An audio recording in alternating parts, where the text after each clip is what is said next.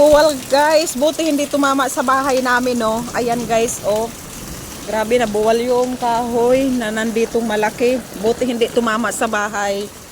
Ayan, umabot dito, oh. Buti hindi umabot sa bahay namin. Ay, grabe. Grabe to, oh. Hala. Oh. Ha? Natakot na.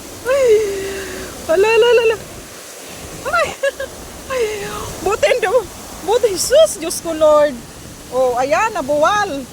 Buti hindi pumunta sa ano, hindi naano yung bahay. Umiwas din sa may bahay, oh.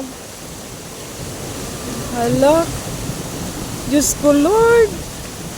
Ang laki ng kahoy, nabuwal siya guys ngayon. O ayan, natamaan yung, ano, buti lang, konti lang yung nakatama sa bahay. Hindi mismo sa gitna tumama.